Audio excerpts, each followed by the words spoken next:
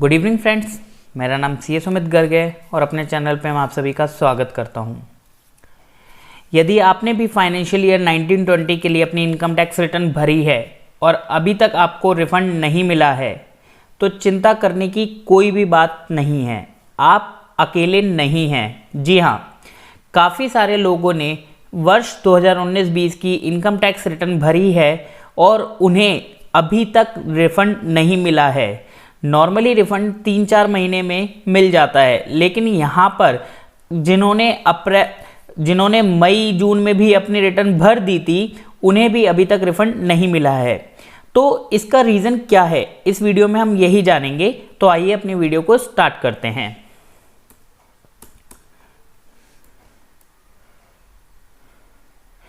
तो यहाँ पर आप देखेंगे, blaming technical issues for the problem the income tax department tweeted, as part of our commitment to provide improved taxpayer services, we are moving to a new technologically upgraded platform CPC 2.0 for faster processing of ITRs।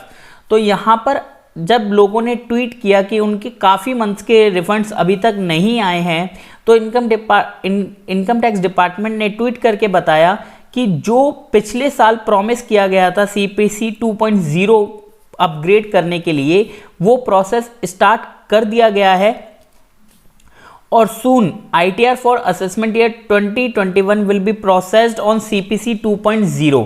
तो यहाँ पर जो आपकी ITR pending है वो since इसी वजह से पेंडिंग है कि अभी CPC 2.0 इंप्लीमेंट किया जा रहा है और आपकी ITR फास्ट प्रोसेसिंग मोड में आज के बाद प्रोसेस की जाएंगी। तो अकॉर्डिंगली अब आपको समझ में आ गया होगा कि CPC 2.0 की वजह से अभी तक आपको अपने रिफंड नहीं मिल पाए हैं और उम्मीद करते हैं जल्द ही ये आपको रिफंड मिल जाएंगे। तो आइए अब समझते हैं CPC 2.0 क्या है और ये किस तरीके से आपके लिए बेनिफिशियल रहेगा। CPC 2.0 project envisages pre-filing of ITRs by Income Tax Department and its acceptance by the taxpayer so as to improve accuracy of information contained in the return and drastically reduce the existing turnaround time taken in processing of return and issuance of refunds। तो यहाँ पर क्या होगा कि जो data होगा वो auto populate होगा। जैसे कि आप इस साल अगर आपने रिटर्न फाइल की होगी तो जो सैलरीड पर्सन है उनका जो डेटा है वो ऑटोमेटिकली, जो एम्प्लॉयर ने फॉर्म 16 भरा है जो कि 24Q की रिटर्न भरी है, उससे ऑटो पॉपुलेट हो चुका है। Secondly, CPC 2.0 project will process ITR in a consistent, uniform, rule-driven and identity-blind manner. This would ensure fairness in tax treatment to all taxpayers irrespective of their status. The CPC 2.0 project would significantly improve transparency and accountability of Income Tax Department as processing of return and issuance of refund would take place without any interface with the department. Finally, CPC 2.0 project would adhere to international best practices and standards.